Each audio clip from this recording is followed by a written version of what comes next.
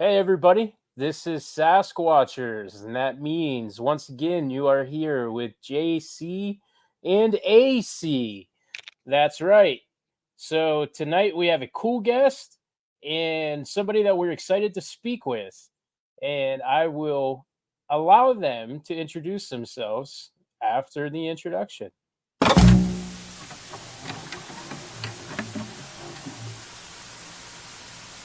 The truth is out there. Never stop looking. Never be sheep. Always disrupt.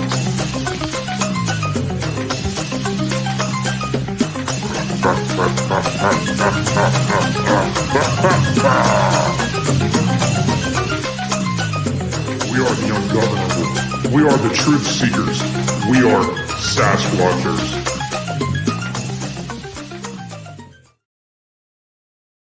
All right. So we're sitting here with Greg Feketik, and we're going to let him tell us a little bit about himself. Hey guys, thanks for having me on. My name is Greg Feketik. I've been investigating the paranormal since 1991. I am currently the lead paranormal investigator at the Ohio State Reformatory in Mansfield, Ohio. I've written a couple books, co-organizer of a paranormal and psychic convention called Parasycon, which is held at the Ohio State Reformatory. Done a bunch of other stuff too in all my time in the paranormal field. So I keep busy. Yeah, it sounds like it. Yeah. True. I'm not gonna lie. I thought you were gonna mess his name up. Oh, you did really well. That was good job. Thank you. Yeah, So- no. Sorry, Drew. When you first, you've been interested in like paranormal for most of your life, right? And you were in the Air Force in 1976, were honorably discharged in 1980, and then you joined the Twinsburg Police Department in 1982. I did my research, everybody. Very rarely, but I did it.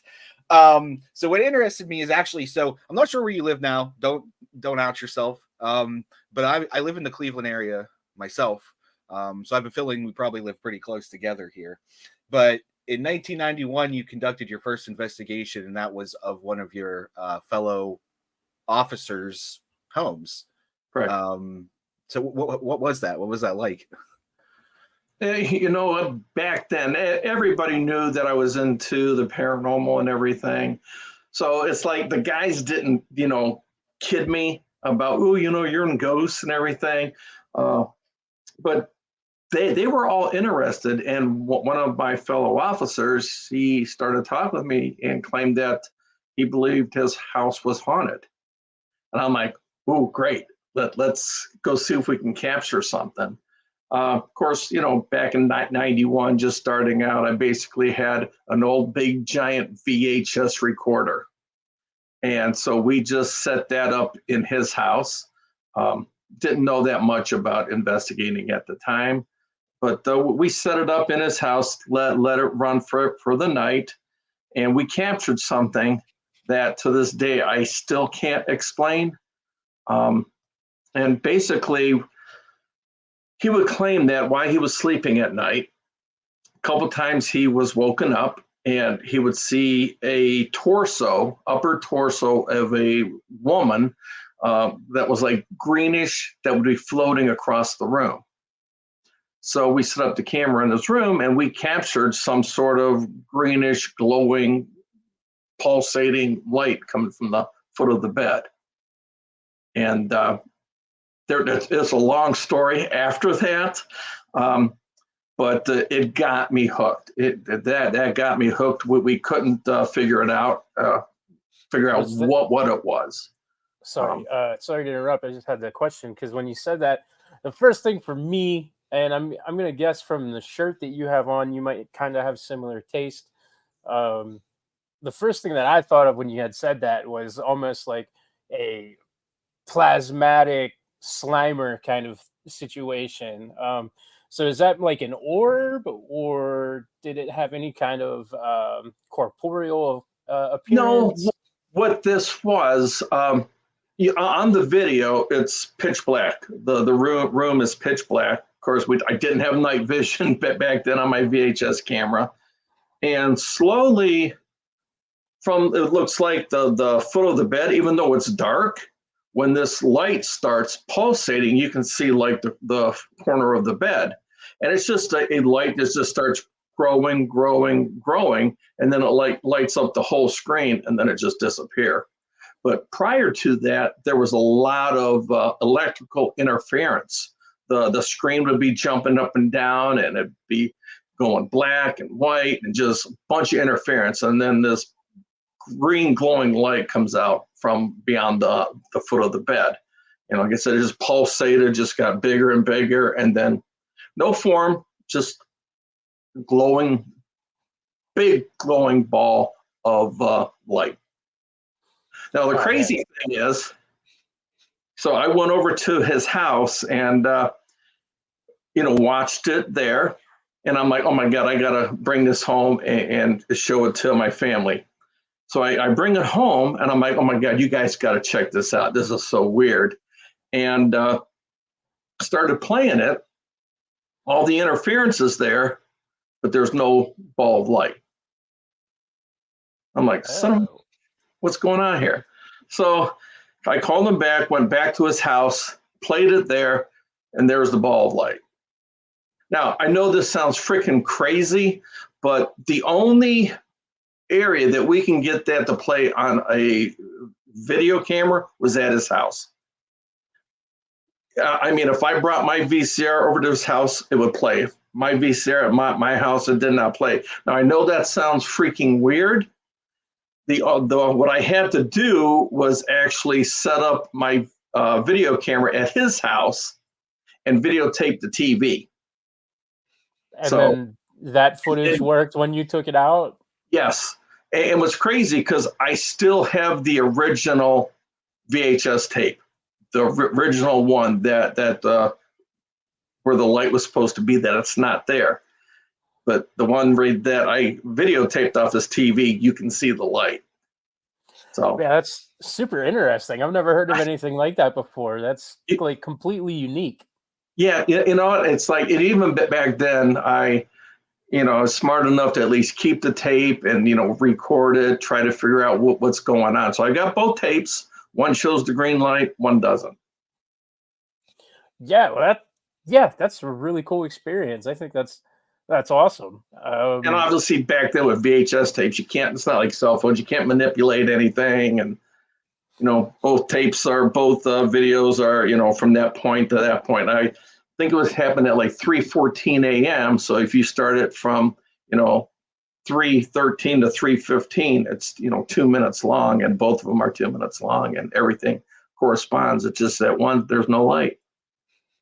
What is interesting as that sounds, I'm curious if you found any other evidence in that house, or was that just the only incident that you were able to pick up? No, back then I was just starting out, and I was just so freaking excited that we actually captured something. But then that really got me hooked on everything, and that's when I actually started researching and doing more.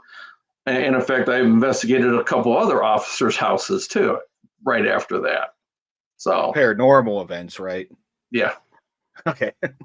Yes.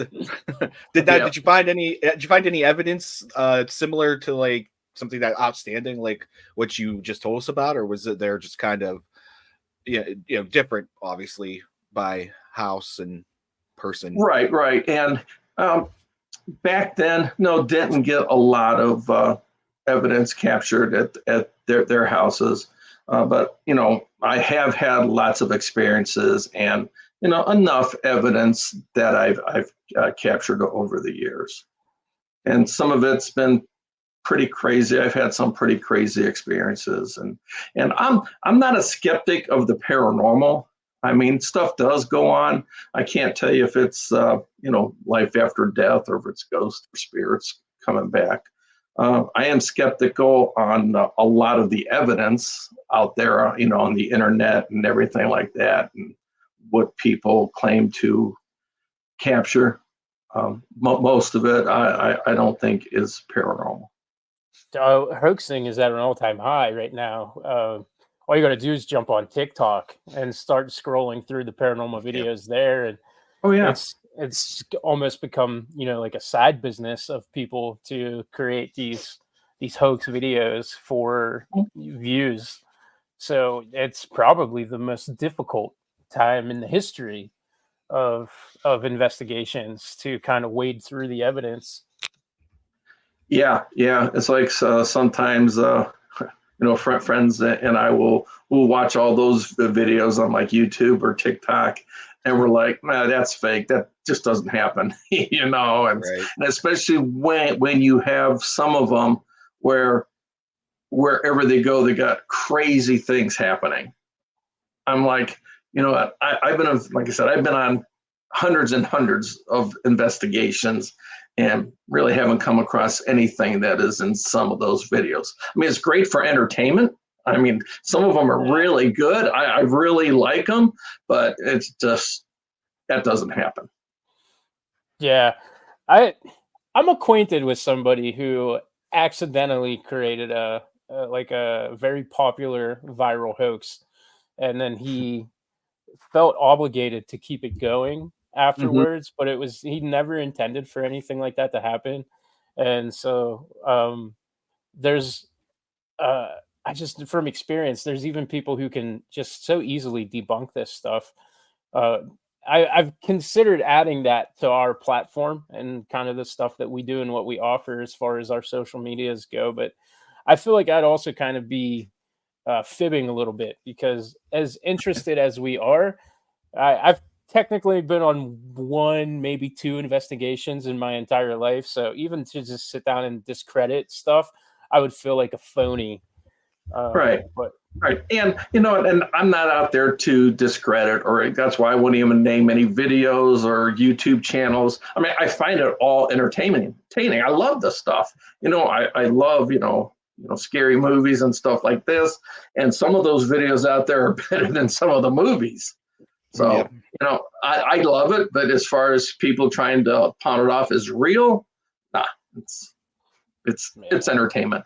And I mean, obviously, the more subscribers they have, the more money they get. And, it's all a business. It's all a business, and a lot of people believe that all that stuff that they see is real. yeah, for sure, super big business right now.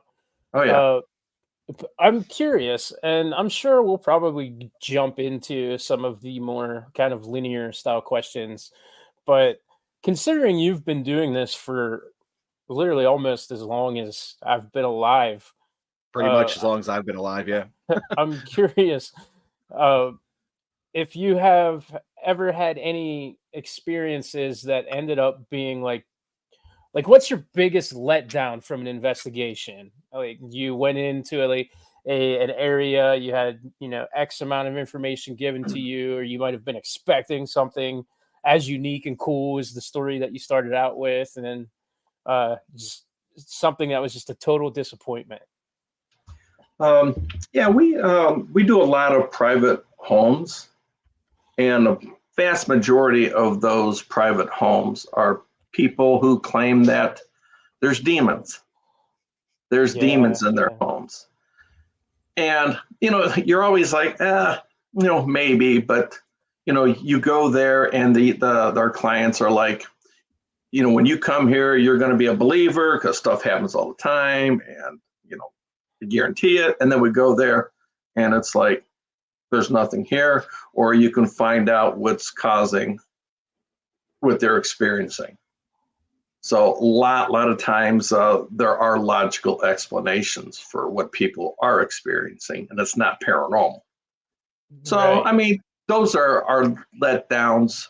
I've never come across any demonic uh, activity in any private home or business, uh, but I think people, they do watch a lot of TV and movies, and we all know that everything there is demonic. So, Yep. but there again, like I said, I've been doing this a long time. I have never come across anything demonic. And if I did, I am not qualified to handle that situation. and I wouldn't want to handle that situation. So We got a priest on speed dial if you ever need anyone. That's true. One of our earlier guests was But Father Vincent Lampert. yeah, and very well known exorcist. Yeah, I do have a friend that if we do come across a case, I do reach out to him, and it's like, hey, what do you think?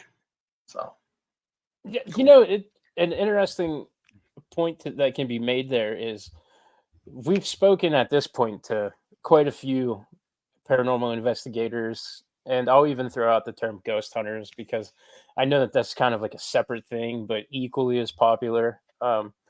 And nobody really has ever spoken about finding or coming across anything that they would call demonic. And most of the time, they don't even like to talk about it or refer. Like we've had some won't even say the name; they just call it a D word. And I think that's really curious to me that you almost don't want that to be the case. Like I think walking into a location and coming face to face with that kind of power is kind of like a very terrifying proposition, but almost is like something everybody wants to come across in this field, but equally has no desire to deal with it or even speak about it. Like right, almost just the confirmation that it's there and it exists is almost kind of like, I don't know, like a collectible or something that they can add a notch to their belt or something. But then right, once they get to that, it's okay. Well, what do we do now? right, There's not a lot that one can do. So right. it's an interesting dichotomy with demons and paranormal investigations. It's something that I've learned in the course of these conversations that we've been having with people. I had another kind of oddball question, but I lost my train of thought while we were talking about the demons there for a second. That'll come back. Yeah, hopefully. So it was a doozy. I thought it was like an out of the park question that you may never have even been asked before. And you might go the course of this interview and not be asked it because it's gone. What so out of your hundreds of investigations, what was your favorite location to investigate? The one that really sticks out for you? I've got a few of them. A couple private homes that there were things going on in there. A location that I managed in Lorain, Ohio, that was called St. Joseph Hospital. That I love that place. Another favorite place of mine is up in Madison Seminary. Love Madison Seminary, and of course, the Ohio State Reformatory where I work. Those are my top 5 locations where I've had activity and just cool locations. As a paranormal investigator, I'm curious if you would find an investigation to be more successful if you walked in and were able to find regular explanations for everything that's been occurring, or if you walk in and then almost can confirm that there's something paranormal, possibly a haunting going on. I mean, those are two separate ideologies, but are also kind of, pursued Right. in the same investigation. So, right. Well, my team is we don't go into any place to try to prove the existence of ghosts or hauntings. And we do our private resident investigations because we want to make our clients feel comfortable in their homes and businesses. So that's why we were going in, because a lot of these people, they don't know what's going on. They just know that things are. So we will never go into a house and be like, oh my God, this place is so active, it's so haunted. We go in, it's like trying to find logical explanations. And a lot of the times, our private resident investigations, it's not haunted. It's more that has to do with maybe high EMF in the house. In fact, one time we went to this one house, and the client was giving us a tour, and most of the stuff was happening in the kitchen and down in the basement. She did not like the basement. She did not like going down in the basement. She's got these funny feelings of being watched and everything. Well, when we went down into the basement, we immediately knew what the problem was. She had a really bad gas leak. So, so we're like, we got to get out of this house now. We got her out of the house. We called the gas company. They came to the house, and they're like, you guys did the right thing. There was a big gas leak downstairs and a smaller gas leak coming from the stove in the kitchen. So there again, it's one of those cases where it's not haunted. It's, gas leak. And there's a lot of times where it's high electromagnetic fields in the house that are messing with them, to put it bluntly. Yeah, and I don't know, from the sounds of it, you guys were called in to do this investigation and pretty much, saved her life. And we didn't do an investigation, obviously, because we found out what it was. Yeah. Yeah. So that I mean, that in itself is kind of a cool feat. Yeah, too, so that also was to have. very successful. Anytime we go there and we can figure out what's going on, it's always successful. Now, sometimes we go there and there are no logical explanations. So then that's when we will do a full-blown investigation. And most of the time we don't capture any evidence because, we may be there one evening, depending on how long, but these people, they may, let's say they have 20 things, 30 things happen in a year. Well, that's a lot to them. But the chances of us are finding something when we're there, for one night is like finding a needle in a haystack. Right. Have you ever stayed at a location longer than that?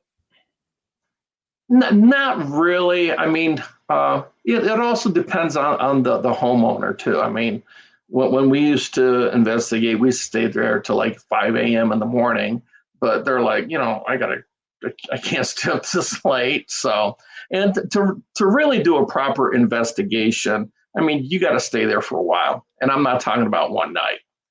Yeah, I'm not talking about 2 nights. I'm talking about as long as it takes. And, Right. none of us, this is not a full-time job for us. We don't get paid for this. And, we don't want to disrupt the homeowners either. And obviously they don't want their lives disrupted too.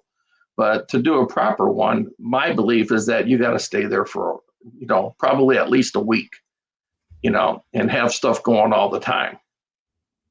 Yeah, I think in the earlier days, even maybe pre-Warrens, people would like live at the houses with their clients and Oh, yeah. stay there for 6 months at a time.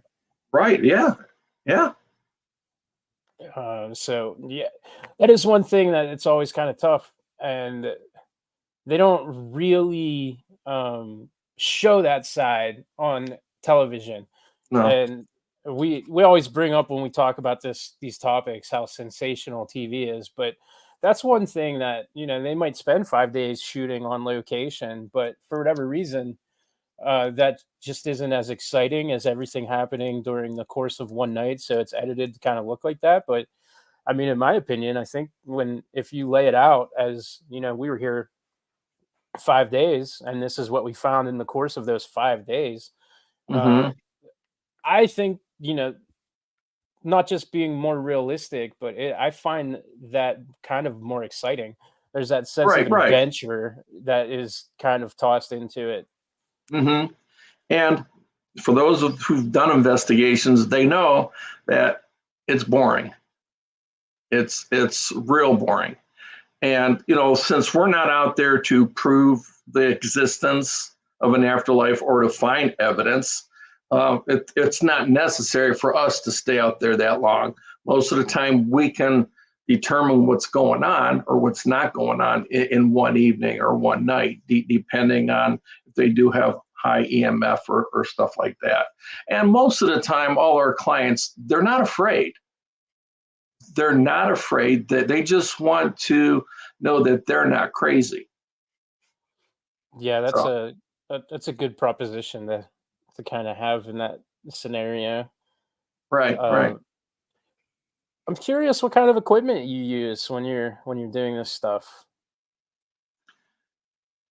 I don't like a lot of the equipment. Um, for me, there's no scientific proof that any of this equipment detects any ghosts. I do like an audio recorder and a video camera. And I do like EMF devices. So, and that is at the beginning of an investigation.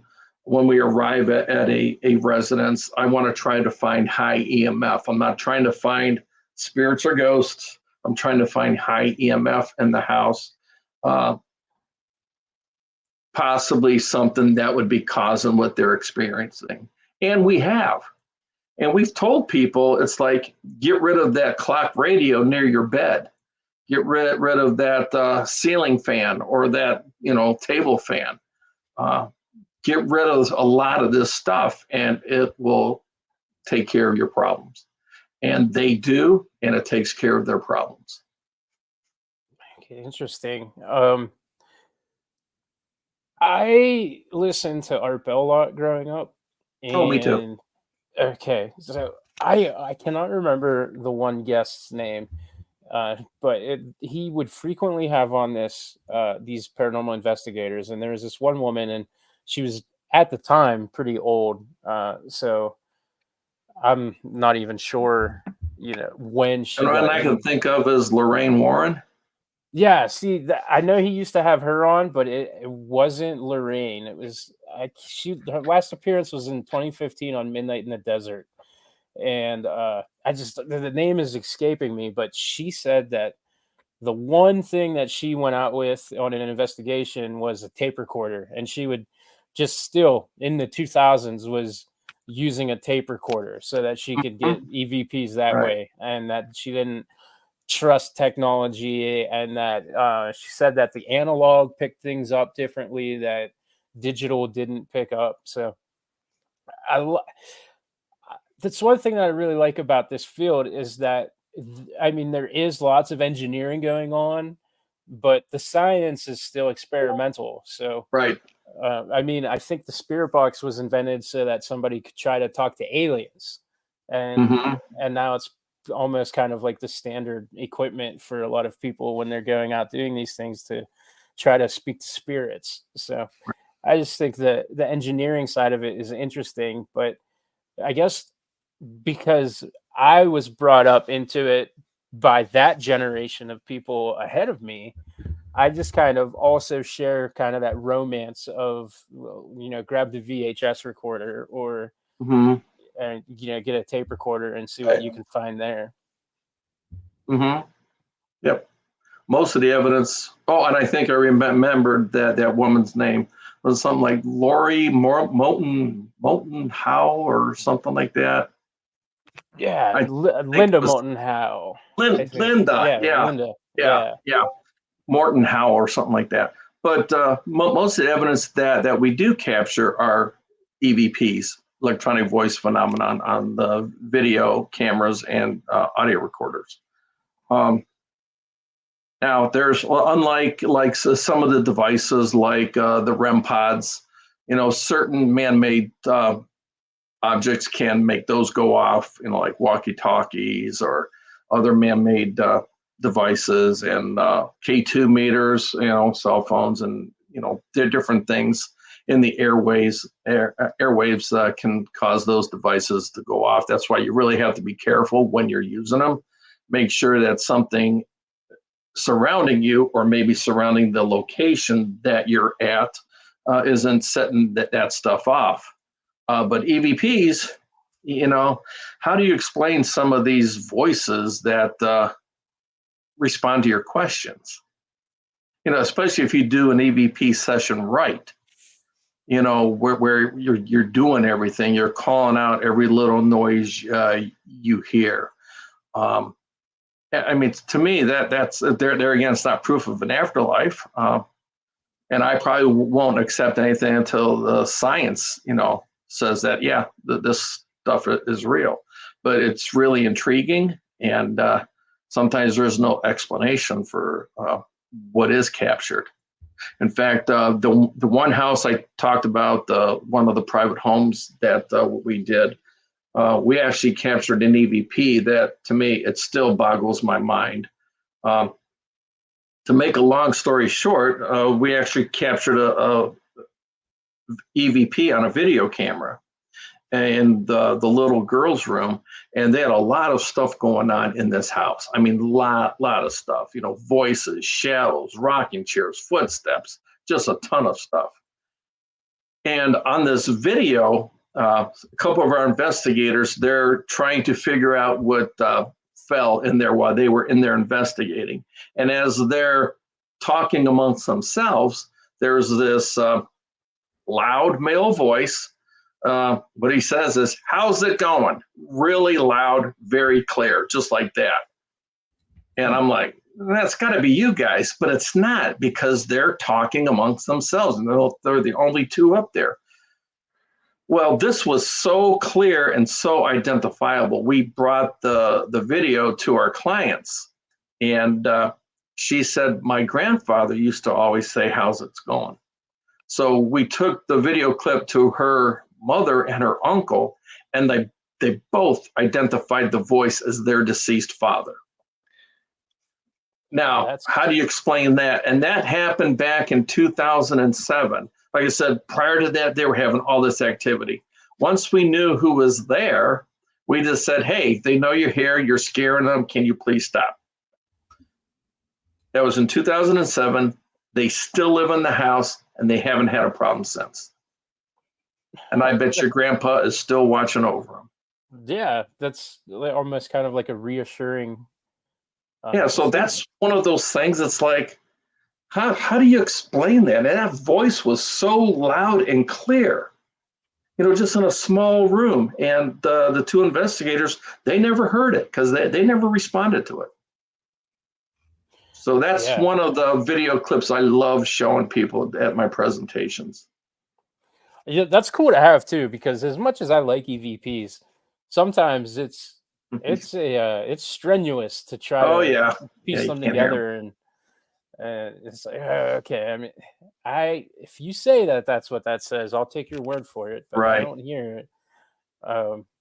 But have you ever investigated outside of Ohio, or of course? Yeah. Oh yeah.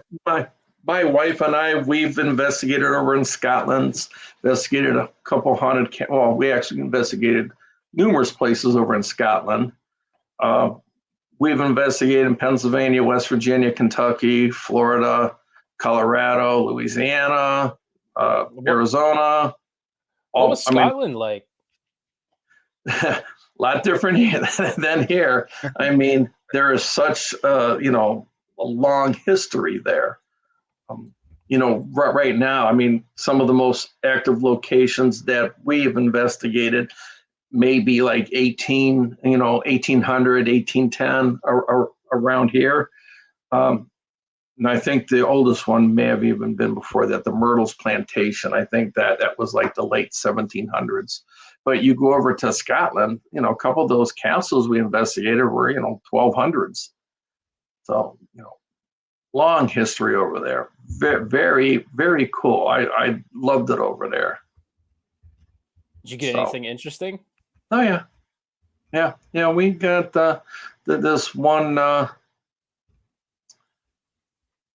castle. It's called Dalhousie Castle.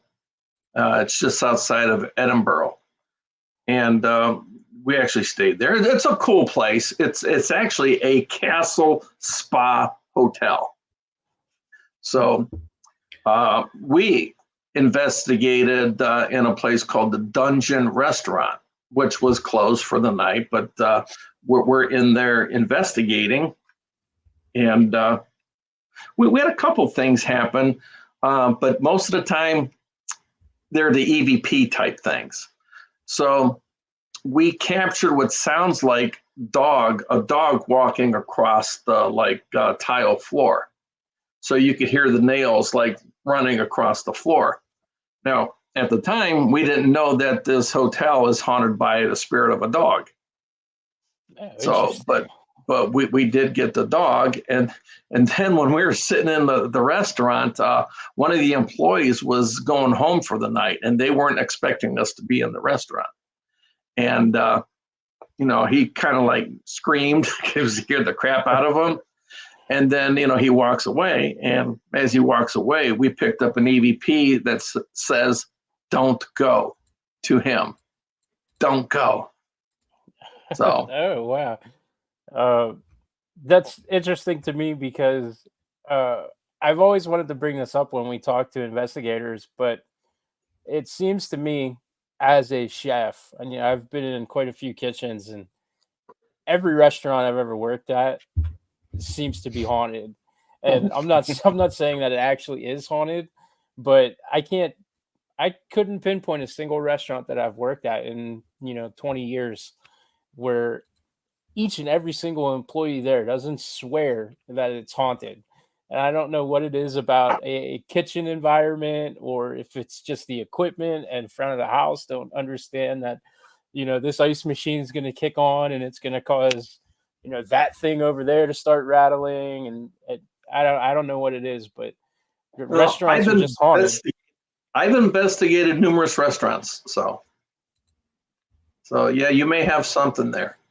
Yeah, it's every restaurant that I've ever been in. I thought it was me for the longest time, but then I kind of sat back and looked at it as a whole, and it's kind of funny. I don't know beyond that if there's any other point to be made, but I'm definitely always curious to hear about restaurant investigations because of my history and background with them. Yeah. I just remember, we've done several of them, yeah. It's the depression and languish that happened. Yeah. So great, Greg. You I think you've written 2 books, correct? Correct. Yeah. There's Insights into the Unknown, The Ghost Hunter's Journey, and Roads into the Unknown, Ghost Hunter's Journey continues. Mm-hmm. So what, not a lot of paranormal investigators. There's tons of them out there, and a lot of them do write or write books, and things like that. But I see that, just looking at your 2 books here, it kind of is giving the stories of some of your experiences in these places. Do you have any other books that you're looking to publish or write? Or Yep. This one I've been wanting to do for a while, and hopefully I'll actually start it within the next month or so. But I'm doing one about the Ohio State Reformatory, so that's going to be my next book. And that's also where Parasycon is, right? Correct. Yeah. So you also, I don't think we've covered yet, is that you also have your own ghost hunting team called Tri-C Ghost Hunters that you started in January of 2013. Yep, 2013. Yeah, we started that. My wife and I, we actually belonged to another team from 2005 to 2012. And then 2013, we started our own team. And I think when we started it, we had like 8-9 members on the team. Right now, we have about 45. And we call ourselves Tri-C because we have teams in Cleveland, Columbus, and Cincinnati, Ohio. So we cover the whole state. Yeah, so I was looking at the Cleveland team to see if there's anybody I knew on it, but there's not.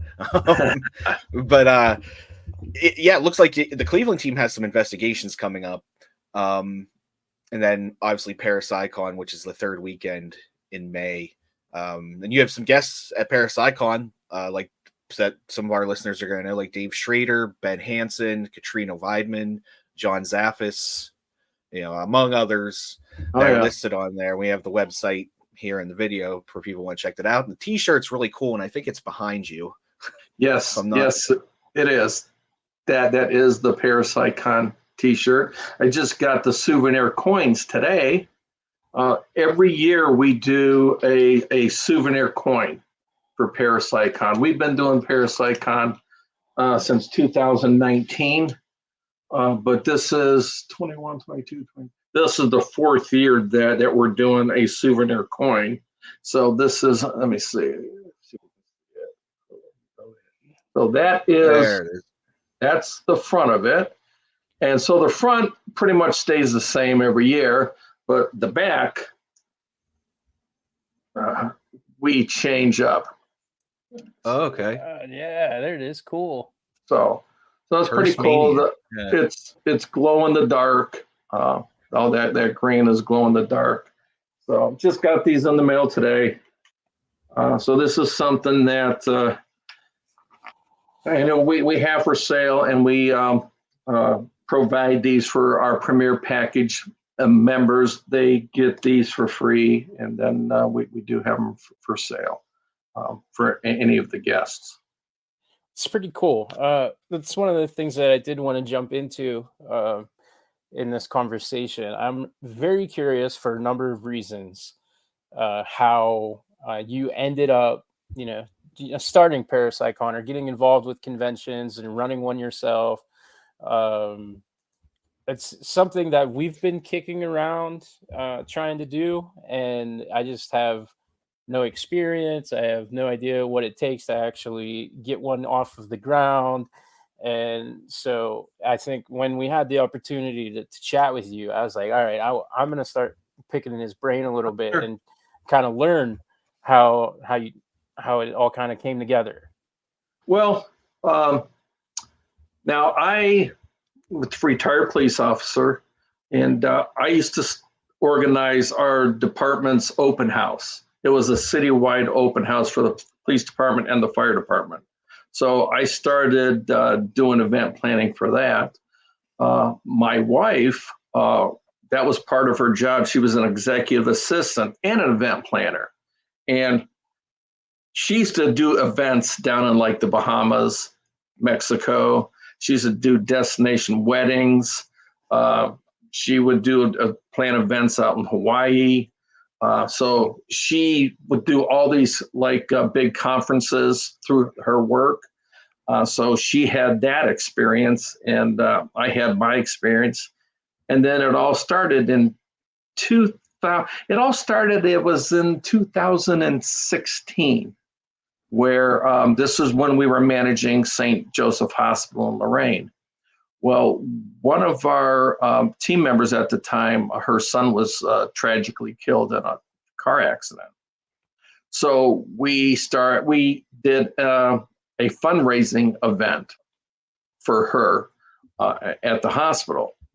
And then after that, I'm like, we could probably maybe start doing this a yearly thing. So 2017, we did it at St. Joseph Hospital. It was called the Old St. Joseph Hospital Psychic and Paranormal Fair. And then we did that in 2017 and 2018. And 2018, we shut down the hospital because conditions inside the hospital were deteriorating. So, and at the time, my wife and I were working at the Ohio State Reformatory, and in 2017, I became the lead paranormal investigator. And I asked them if we could move our event up there to the Ohio State Reformatory. And that was back in 2019. And they said, yeah, sure. So, we started it then, and we're still going strong now. But it is a big event. That's all I do. That's all I do is from the time the like this past year when that one was over, we immediately started getting to work on this year's event. So, with our celebrities, we got to sign celebrities on board. We got to get hotels for celebrities and our vendors. We've got to get marketing, just a whole bunch of things. We got to get vendors, and it's just never ending. Now I'm doing TikTok videos on Parasycon to start promoting it that way. So it's fun though. I love it. I think I'd be bored to death if we quit it. And so we do that one. I love it. It's a lot of work during the event. And as an example, during the event, some of our team members, it's run by Tri-C Ghost Hunters. We just hold it at the Reformatory. The Reformatory is the location. The Reformatory is not putting on the event. But some of our team members will get there like 10 a.m. Friday, and they will work almost nonstop until Sunday about 8, which Saturday is like the long day. They will get into OSR about 7 a.m., and they won't leave there to almost 3 a.m. Sunday morning. That's a grind. It is, but luckily it's only one weekend out of the year. So we do that big one, and then my wife does a smaller one in September, not at the Reformatory, at one of our other locations. But I love doing Parasycon. It's rewarding. A lot of our team members just love it, and it's a good event. It's all about giving back. We do a food drive and a pet supply drive. And my wife and I, we own a business called Black Shamrock Events that actually is the one that puts on Parasycon. Her and I are the co-organizers. And all the money that we do make, the profit, we donate back to the Reformatory. We make no money off the event. No, that's incredible. That's great. Yeah. Yeah, that's cool to hear because a lot of the convention circuits don't do that. And I'm not just talking about like paranormal stuff. One of the reasons that I find myself so interested in it is because I grew up. Now I'm in my 30s, so I started going to conventions when I was in high school. Mm-hmm. And so this is before Comic-Con blew up and turned into like the biggest thing in the world. I remember going to comic book conventions, and it was just like dudes selling comics in long boxes. And in the Pittsburgh area, especially, there was some really, really shady convention circuits. And there was always things like what you said, where there's going to be donations and nonprofit. And that was always advertised.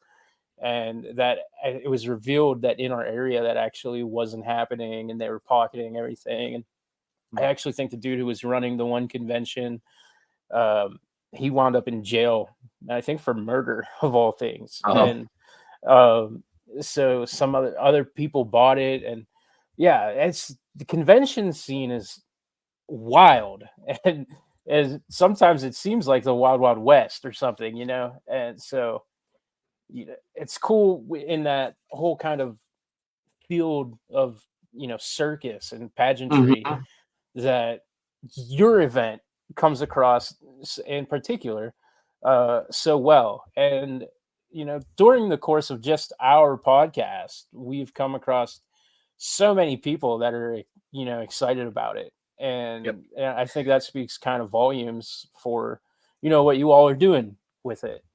Mm-hmm. And well, yeah, you're from the Pittsburgh area, right? Yeah.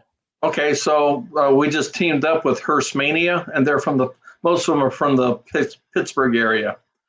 So, and with that is we're going to have about 70 to 75 hearses that are going to be part of Parasycon. They're going to be parked out along the west side of the building. They got their own area over there. So, they're going to be out there. We're planning on having them do a parade from their hotel to the Reformatory on Sunday morning. Nice. So we're excited about having them with us, and we've heard a lot of people that are excited about them being there. So that's going to be fun too. This is going to be new for us teaming up with them. Are they going to throw candy in the parade? Yeah. Who knows? Who knows? That's the guy that runs that. It's like, you know what? That baby's yours. You got to plan all that stuff. You're going to plan the parade. So whatever you want to do, we'll make sure you guys, have places to park when you get there. Yeah, that's pretty cool. I do remember when that was announced that I saw some excitement on Facebook about it. I don't know if it was your graphic or somebody else's graphic, but that made the rounds, a couple of months ago Mm-hmm. on social media. So that is something that we were aware of, and we are looking forward to. We're planning to attend. We had reached out, but I assume so many people also reach out. Is it like you get so many submissions that you have kind of set aside an area just for new vendors, right? Or am No, I I mean, mistaken? we have about 100 vendor tables that for those that are familiar with the reformatory, we use the whole central guard room, the whole east diagonal, and the whole west cell block, and the bullpen. So we're at our limit. We can only have like 100 tables in there, and right now they're all filled. They've been all filled since September. And right now we have a wait list of about 70 vendors waiting to get a table spot. So who knows? It's like, especially when you have friends that are like, hey, can you get me a table? It's like, Yeah. no, it depends on if somebody cancels or not, and depends on what type of table that they have. But also, Hearst Mania will be having their own vendors out near their area. So Oh, okay. I think we have about 20 spots set out for their vendors, because when they do events, they have their vendors that they work with. So that's strictly, I mean, they have to go through Parasycon, but it is Hearst Mania who is like getting their vendors. Well, it sounds like, I mean, people are like knocking your door down to try to work with you. I'm curious, do you maybe have any ideas for expanding and maybe moving to a larger location at some point in the future? Well, one of the things, I mean, I throw everything out there. I'm like, you know what, maybe we should move to a different location, but I don't want to, and nobody does, because we're at the Ohio State Reformatory. That is a big draw. I mean, a lot of conventions are at like regular hotel, conference centers and stuff like that. There's no ambience there. If you go to one, you went to all of them pretty much. But having it at the Ohio State Reformatory is just, I mean, it is just such a fantastic venue to do this. Yeah. We have talked about trying to expand it in there, but I kind of don't want it to get so big that it may not seem like anybody's there, if you're using the whole facility. But you know what? We're open to anything. We'll have to see what our attendance is this year. And then, what we can look at it until next year. One of the things that we've thought about is also moving it into the East Cell Block. East Cell Block is not as nice as the West Cell Block, but maybe with some cleanup and everything, maybe we could do it over there. But I don't want it to get really, really, really huge where we have hundreds and hundreds and hundreds of vendors. I would rather keep it this many and have a quality over quantity. Mm-hmm. Yeah, that makes sense for sure. Yeah, I go to a decent amount of like retro computer festivals and stuff, and I can tell you that some of the ones that I really used to like, even around the Cleveland area here, that's what they did. They just kept expanding, and now it's just all it is people wanting to sell you the same thing. Everybody's got the same thing, trying to sell you stuff. Right, exactly. Exactly. That's like, I have, and that's another thing, Drew. It's like we have 100 different vendor tables and all different types of vendors. So you have to make sure that you don't have the same type of vendors next to each other. So everything's spread out. So let's say I get one author that cancels. I would like to replace that one author with another author who's on the wait list. So I don't want to replace him with maybe a jewelry because he may be right next to a jewelry place. So I don't want like people trying to compete with each other. Yeah, that's a fair point there. And again, kind of adds to that whole idea that there's like almost kind of like a science that goes into this. And Yeah. uh, yeah, but it's definitely going to be huge. People are talking about it all over social media. Like I said, we just had we had a guest on not too long ago, and she said she was going to be there. I don't believe as a vendor, but she said she was going to make sure that she was going to show up there. Very So nice. even people that we're talking to just on our weekly show are very excited about it. And I'm going to make the road trip out, and we're gonna come hang out too, and kind of try to rub elbows and meet There you people, go. and um, just check it out. We're pretty excited and pumped to do that. I think you guys would have a good time there. So we do have speakers. You can go, chat with the personalities. We'll have a bunch of food trucks there. So I mean, you can just And make a whole day. Like I said, Hearst Mania, and it's going to be a fun 2-day event. But Yeah, it doesn't. The main event is on Saturday and Sunday, but when we advertise, we say it's Friday through Sunday. And the reason we do that is Friday night there is a VIP meet and greet. So what that is, we're going to have about, I think it's about 25, 26 special guests. So all of the personalities will be there, speakers, past speakers, and you can come hang out with them, BS with them. We're going to have a bunch of appetizers, and there'll be like free non-alcoholic drinks with a cash bar. There'll be a DJ, and our friend Dave Schrader is actually doing a celebrity memorabilia auction toward the end of the night there too. So that'll be fun. very cool. I'm a big fan of Dave. We are anxiously awaiting him as a guest on this show. We've been talking to him for a while, and he just is Oh yeah. such a busy guy. Oh yeah.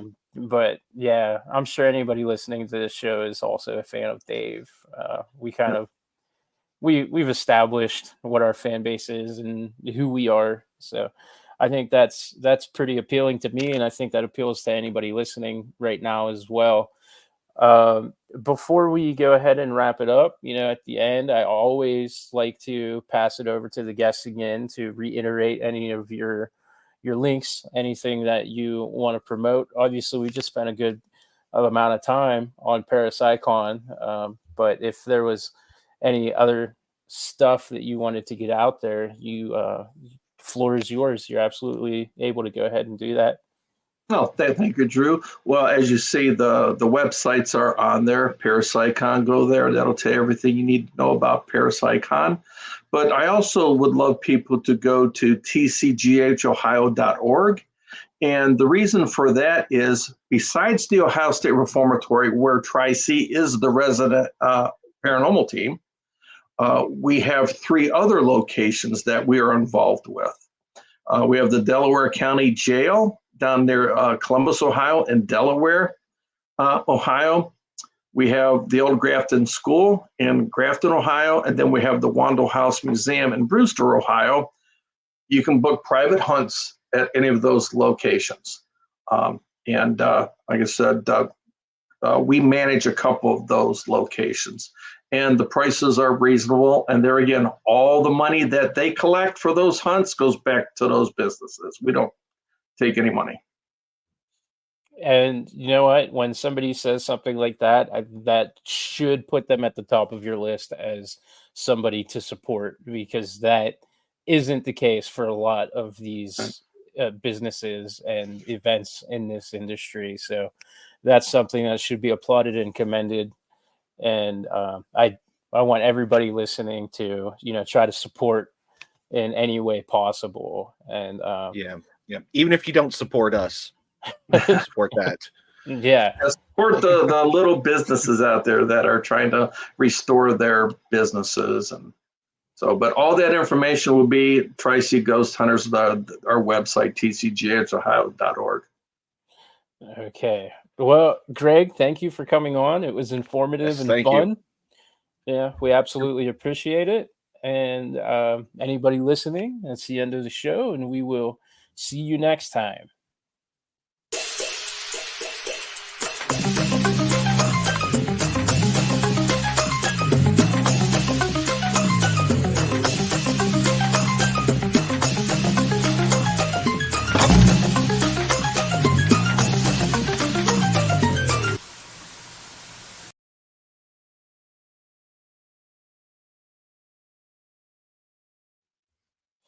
Thanks for squatching, everybody. Squat you later.